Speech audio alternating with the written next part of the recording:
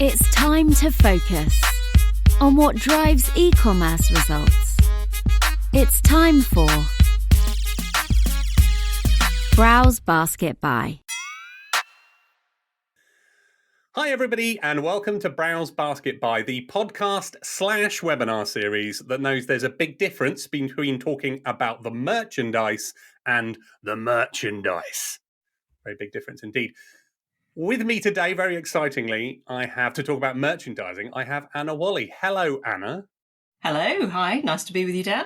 Excellent, good. And what I like to do at the beginning, just to stop me from making an absolute hash of your background and what you've done before, please tell everybody about yourself and why we should listen to you about the world of merchandising. Okay, just wanted to say thanks for having me on here, Dan. So I'm Anna. I spent over 20 years working in merchandising across high street, fast fashion and luxury for some well-known brands like Matalan, Jaeger and Pretty Little Thing.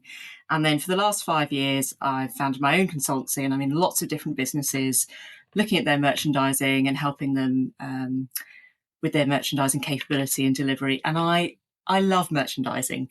I love merchandising and what it can deliver and how you can turn data into tangible outcomes and tell a story with the data. So I'm a bit of a data geek with that. So that's about me.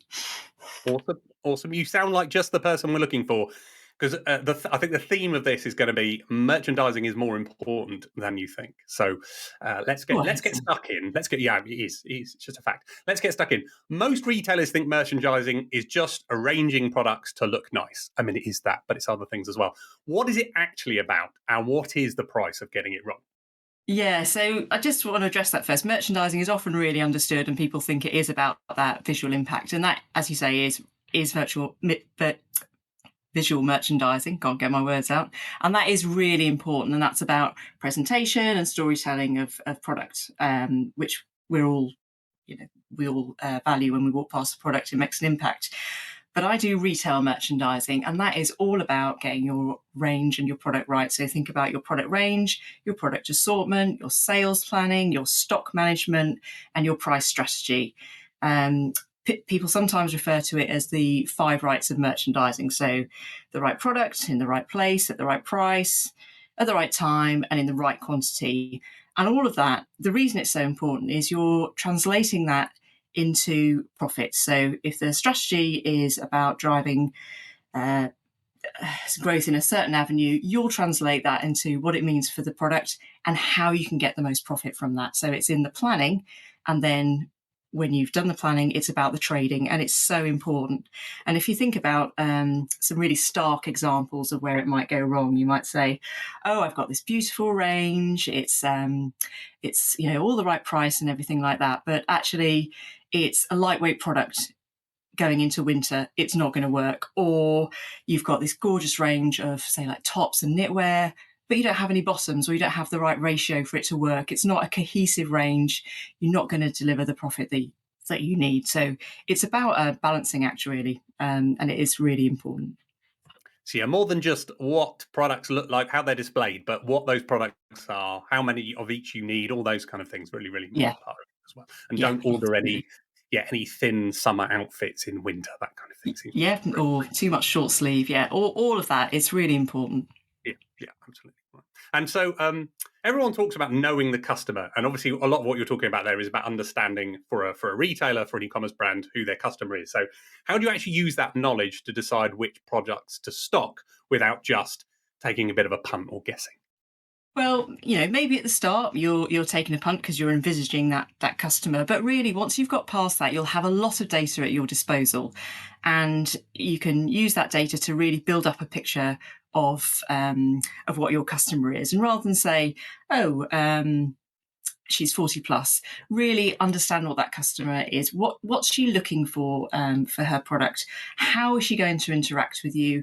And what solution are you providing an answer for? So we years ago, we used to have a board in the room when we were picking products, and on there would be all about our customer, her name, her age, how much she wanted to spend on the product, what she did and how she used the product. And we'd literally be holding up the product and thinking, right, we love this product. it doesn't fit our customer, it's not right. So you really have to have that sort of focus on who your customer is. And as I said at the beginning, you'll have a lot of data. So if you think about what that data is telling you, it's not going to lie. Purchases don't lie. If she or they are consistently buying this type of product, that is the product that's right for you and in your range. And sometimes we can sort of forget that, and really that's the most important thing. So you just need to dig a little bit deeper though. So say, as an example, you might say, oh, last year we took this much money on occasion wear. Our customer likes occasion wear. But actually, if you dig into that data a little bit further, you'll see that money was made on markdown profit, that it was heavily distressed or promoted, and actually it wasn't very profitable. And although everything was marked down, there was a few products that weren't quite as bad, and those pieces were actually quite versatile. So we've dug into the data, we've understood what type of product worked, and the rest of it sort of didn't really work. And actually we step back this year and say, our customer does want some occasion wear, but it wants to be a versatile piece that can be worn in multiple ways, and perhaps we only need a few items, and that money can be taken or spent on other product that's more appropriate. So do look at the data, but dig into it, and don't sort of tell yourself, oh, we always take this much money. Look at how profitable it is, and really sort of dig in and ask yourself why she's using the product, or what solution does it provide the answer for. So if you don't know what the answer is, maybe it's not the right product for you. Yeah, so looking beyond just the headline sales figure into what's actually profitable and what sort of things make a sustainable business for you. In terms of those, just sort of a side question, in terms of those kind of softer things, because obviously, as you say, you can pick out some very solid things like demographics and things like that. How do you think about those kind of softer elements of kind of what your customer is like, what their preferences are? How do you go about sort of putting those into a reasonable way of understanding it as you're planning your products? I think it depends what it is. So if you're planning, I don't know, a gifting range, let's say, and we want to sell gifts. So okay, let's think about how our customer, what money are they going to spend on a gift? Are they someone that wants to spend sort of £20 gift, £50 gift, £100 gift? Are they buying it for a special occasion gift, or just like a regular gift? And that's sort of softer data, but will inform you about the choices that you're going to make and how that product might be presented. And you'll get to know your customer. You can test things, try them out, see what the results are, and move forward. There's always that element of pushing. You shouldn't always look backwards to see what the results were. You've got to try some new things. But I think you can ask your customer, but the data doesn't lie when you come back and see those results. So use that data and imagine how she's going to use the product and move it into a softer way. Yeah, and that sort of brings us on nicely, actually, talking about there's some things you need to try and some things which are your bread and butter, to this idea of the 80-20 principle, which comes up a lot. So what does it actually look like in practice when it comes to merchandising, and what are retailers perhaps getting wrong about it when it comes to the 80-20? I would say so that 80-20 rule, the Pareto rule that we all know. So that's 20% of your effort and you'll get a disproportionate result, so 80%. So first of all, are you looking at it? I would definitely say that is something that you need to look at. And to do that, you're going to rank your sales by product and say, right, the top 20%, how much money do they take? Or also ask the question, how much profit do those take? So you've got 500 lines, it's the top 100. It's always a great thing to step back and see how much money your top seller took. And then at the bottom, low sales or no sales is also interesting. So first of all, do the exercise, and you'll find that you've got a theme in that sort of top 20 product. It's your heartland product or core product. It's your sort of staple bread and butter, for want of a better expression. And that's why it's really important, because you'll get a view of what that means for your customers. So is it all... it might be different types of product, but the colour navy might come up as a really prominent theme in there. So it's not just about the product, it's what themes are you getting from that. It's all a certain price point, which I'll come on to in a moment, or there's something about it. If you don't get that sort of disproportionate view and it's fairly flat, 20% taking about 30% of the sales. Something's probably a little bit off. You might have duplication in the range. It might be because you've had out of stocks. You might just be buying everything flat, and you're not maximizing what could work, and you're focusing your effort a little bit on everything. So that's probably also telling you something. But where I think retailers are getting it wrong is they're perhaps not looking at it. You've got to look at it and see what that data is telling you. It's a great way to step back and get a result. Another way to do that is to step back and get a view of good, better, best. And this is a really common way to look at product in retail. So you've got your good, sort of maybe a value product, and that's sort of price branded as appropriate for an entry-level product or good. You've got your better, so that might be to do with a different, more detailed styling or fabrication or sort of something a bit more about the product, and that's in your better bracket. It's not necessarily one price point, there might be a few price points in there. And then your best product. And you can step back and look at the shape of the range. So you can do it across different products. So you can do it for tops, say, but within tops, your better might be, £60 to £89. Let's say that's your better. If you're looking at another product category, that's going to be completely different, say outerwear. So you can't say that price bracket, but you can step back and say your better selection. And once you know what that looks like for your customer, you can use it to step back and just ask yourself, right, I've put this range together. I'm going to send it out. Does it fit that shape? Have we got the majority in better, a lot in good, and a little bit in best?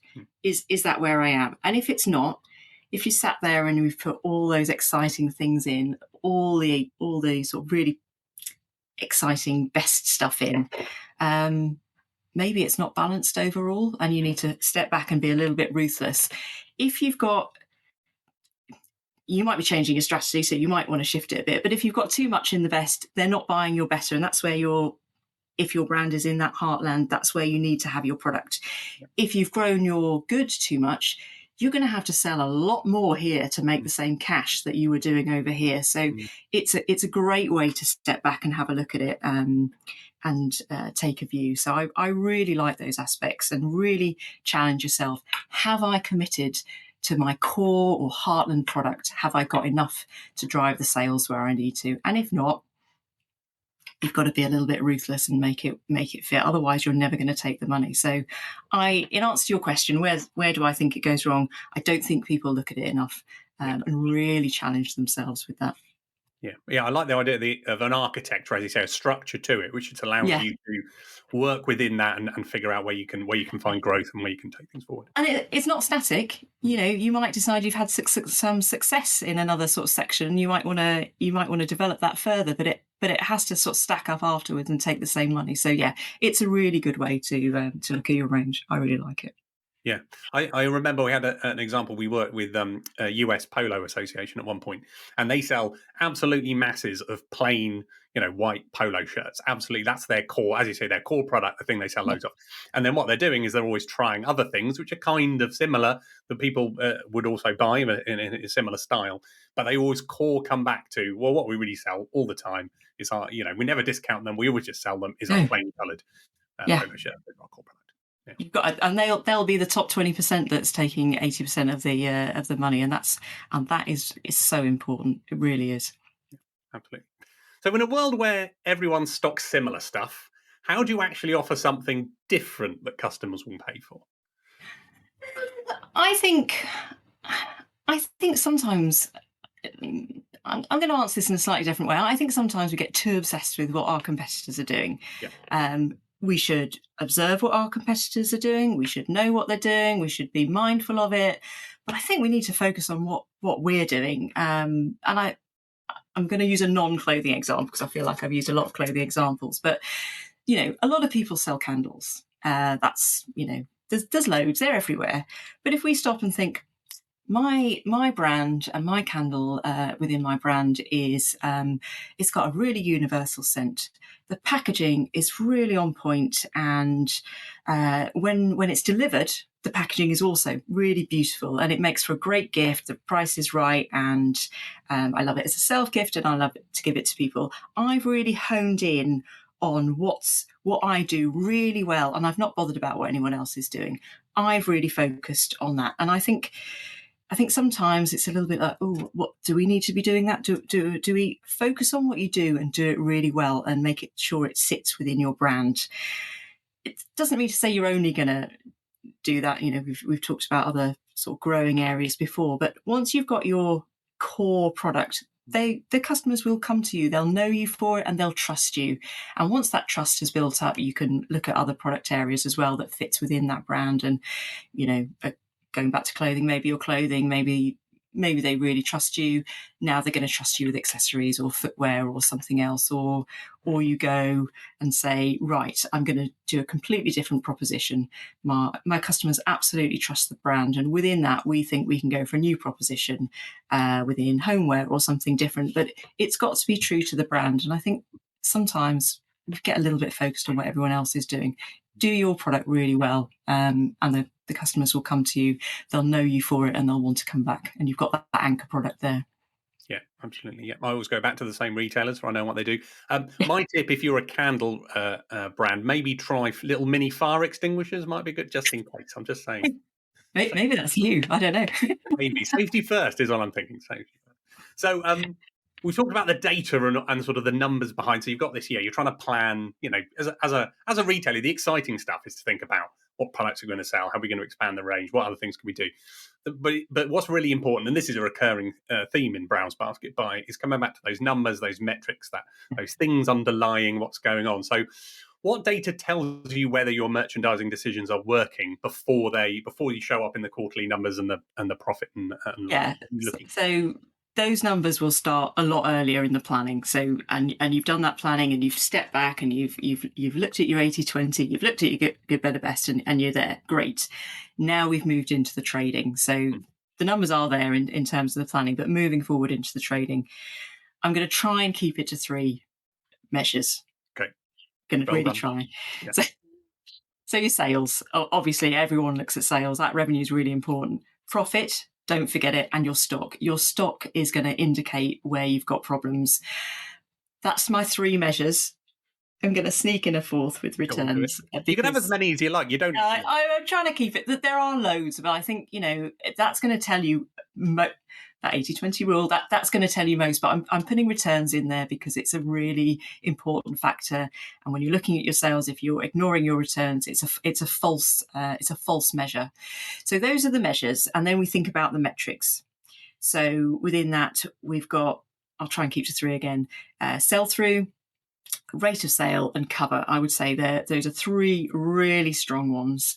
If I was going to sneak in a 4th, I'd say markdown ratio as a 4th. But my 3 things: sales, profit, and stock, and returns, sell through, rate of sale, and cover. And with those, you can do an absolute.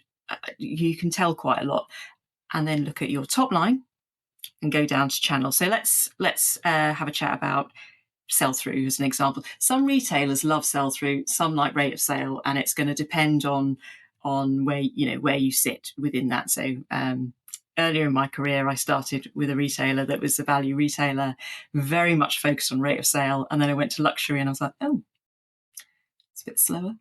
Mm-hmm. And sell-through becomes important. So let's think about sell-through. You've got you might expect to have sold a certain amount and sold through at a certain point in time. If you haven't, you might have a problem. You might be selling faster, in which case you want to repeat, or slower. So you've got a measure and you can compare other products within that. And that's great. There are some exceptions. Maybe you bought far too much of that product. It's a great product, but you just bought far too much. Or it's a core product and it's flowing stock, and again, it's making the numbers not necessarily read correctly, or it's had an amazing sell through and everyone's singing about it, but frankly you bought a small amount, so it's not a big deal. Rate of sale, I really like when I'm stepping down into sort of that channel detail to think what's fast, or say if you've got an overall rate of sale that's okay. But then you're looking at your different channels and you can really see the difference very quickly about what's working where. So those are great metrics to use. Cover, another one, it's fantastic. You can definitely look at your spot cover. So I sold 10 last week. I've got 100 units. I'm sitting on 10 weeks worth of stock. If you've got a forward view, even better, because it's about what you're projecting forward. So if I'm going to sell 100 next week, I've actually only got 1 week's cover. So that's a really good metric to compare and see where your issues are. So we've got this data, we're looking at it. What does it mean? What is it telling us? Where is it informing us that there's problems or areas that we need to look at? Where are the exceptions? And then you can act on them and move forward. But I would really say, look at that data. What's it telling you and what can you do about it? It's all very well looking at the numbers, but if you're not going to actually act on it, it's a bit wasted, really. Yeah. And this, again, it's a theme of Browse Basket Buy that keeps coming up. The operational side of the business is so important, and being on top of the numbers and being on top of exactly what's going on, so you can understand, as you say, how much stock do we have, how long is that going to last us, is something selling at the rate we thought it was going to, if it's not, why is that, was it the wrong product choice?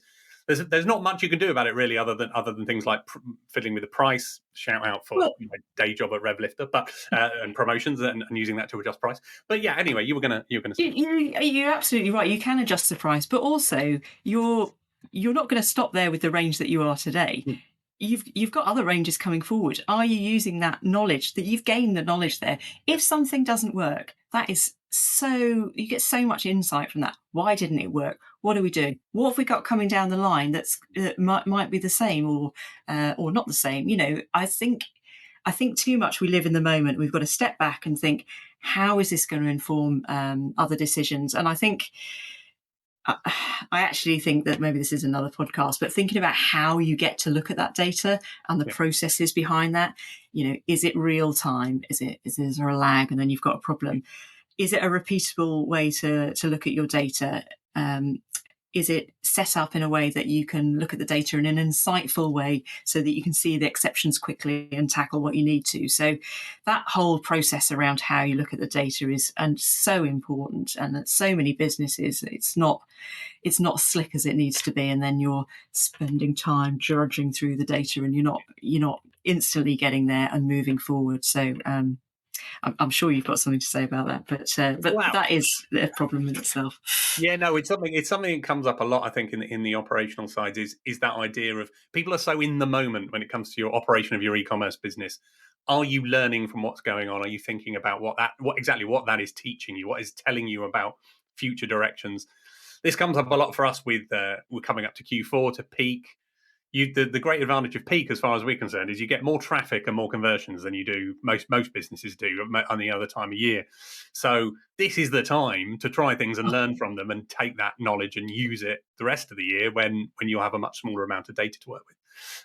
So much learning, and you need to do it so quickly now as well, isn't it? It's not like a day here is like a week before. It's so critical. You need to be on it and use that real time data. But yeah, you can learn so much.